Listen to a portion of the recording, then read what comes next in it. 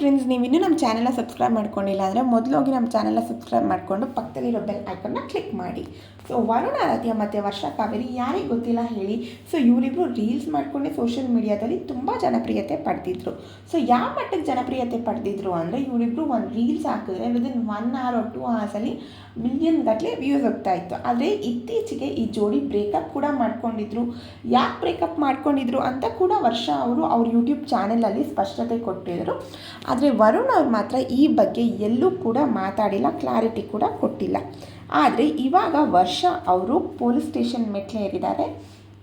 ತುಂಬ ಜನ ಏನು ಹೇಳ್ತಾ ಇದ್ದಾರೆ ಅಂದರೆ ವರ್ಷಾ ಅವರ ಖಾಸಗಿ ಫೋಟೋಗಳನ್ನು ಇಟ್ಕೊಂಡು ವರುಣ್ ಅವರು ಬ್ಲ್ಯಾಕ್ ಮೇಲ್ ಮಾಡ್ತಾ ಇದ್ದಾರೆ ಅಂತ ಹೇಳ್ತಾ ಇದ್ದಾರೆ. ಆದರೆ ವರ್ಷಾ ಅವ್ರು ಏನು ಹೇಳಿದ್ದಾರೆ ಅಂದರೆ ಈ ಸುದ್ದಿ ಸುಳ್ಳು, ನಾನು ಪೊಲೀಸ್ ಸ್ಟೇಷನ್ ಕಂಪ್ಲೇಂಟ್ ಕೊಟ್ಟಿರೋದು ನಾವಿಬ್ಬರು ಒಟ್ಟಿಗೆ ಇರೋ ಫೋಟೋನ ಪೋಸ್ಟ್ ಎಲ್ಲೆಲ್ಲಿ ಮಾಡಿದಾರೋ ಸೊ ಆ ಪೋಸ್ಟ್ ಎಲ್ಲ ಡಿಲೀಟ್ ಮಾಡಲಿ ಅಂತ ಕಂಪ್ಲೇಂಟ್ ಕೊಟ್ಟಿದ್ದೀನಿ ಅಂತ ವರ್ಷಾ ಅವರು ನೀಟಾಗಿ ಕ್ಲಾರಿಟಿ ಕೊಟ್ಟಿದ್ದಾರೆ.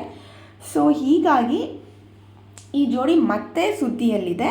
ಸೊ ನಿಮಗೆ ಈ ಜೋಡಿ ಬಗ್ಗೆ ಏನು ಅಭಿಪ್ರಾಯ ಇದೆ ಅಂತ ಕಮೆಂಟ್ ಸೆಕ್ಷನಲ್ಲಿ ತಿಳಿಸಿ ಗೈಸ್.